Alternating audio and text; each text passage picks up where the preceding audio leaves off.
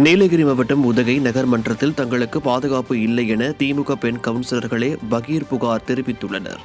உதகை நகர்மன்ற கூட்டத்தை தங்கள் வார்டுகளுக்கு முறையாக நிதி ஒதுக்கி பணிகள் நிறைவேற்றுவதில்லை என கூறி அதிமுக கவுன்சிலர்கள் புறக்கணித்தனர். தொடர்ந்து நடந்த மன்ற கூட்டத்தில் திமுக கவுன்சிலர்களே தங்கள் வார்டுகளுக்கு நிதி ஒதுக்குவதில் பாரபட்சம் காட்டப்படுவதாக கூறி துணைத் தலைவர் ரவிக்குமார் ஆதரவாளர்களுக்கும் நகர செயலாளர் ஜார்ஜ் ஆதரவாளர்களுக்கும் மோதிக்கொண்டனர். அப்போது தங்களை ஒருமையில் பேசிய 31வது வார்டு திமுக கவுன்சிலரை கண்டித்து பேசிய பெண் கவுன்சிலர்கள் நகர்மன்றத்தில் தங்களை ஒருமையில் பேசுவதாகவும் பாதுகாப்பற்ற நிலை உள்ளதாகவும் இது பற்றி பலமுறை புகார் அளித்தும் பலன் இல்லை என்றும் வேதனை தெரிவித்தனர். இதை அறிந்து விடிய ஆட்சியில் நகர்மன்றத்திலேயே பெண்களுக்கு பாதுகாப்பு இல்லை என்றால் எங்கே போய் முட்டிக்கொள்வது என பெண்கள் ஆவேசப்படுகின்றனர்.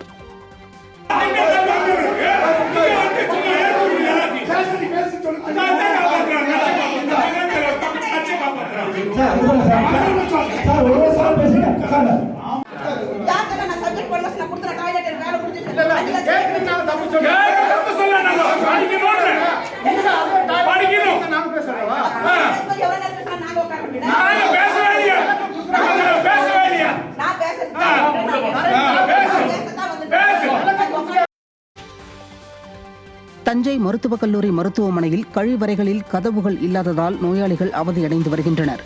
தினந்தோறும் 1000க்கும் மேற்பட்ட மக்கள் வந்து செல்லும் தஞ்சை மருத்துவக் கல்லூரி மருத்துவமனையில் அடிப்படை வசதிகள் முறையாக இல்லை என புகார் எழுந்துள்ளது.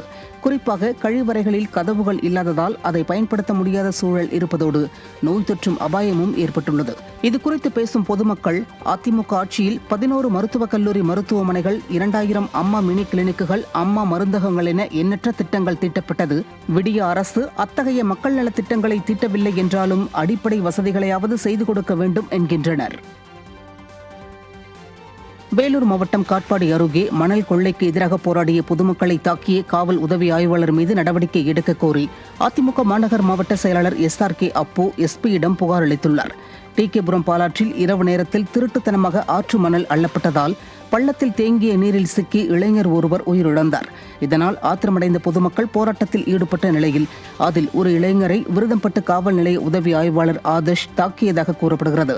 இந்த நிலையில் போராடிய மக்களை தாக்கிய காவல் உதவி ஆய்வாளர் மீது நடவடிக்கை எடுக்க கோரியும் மணல் கொள்ளையை தடுத்து நிறுத்த வலியுறுத்தியும் அதிமுக மாநகர் மாவட்ட செயலாளர் SRK அப்பு வேலூர் மாவட்ட காவல் கண்காணிப்பாளரிடம் புகார் அளித்துள்ளார்.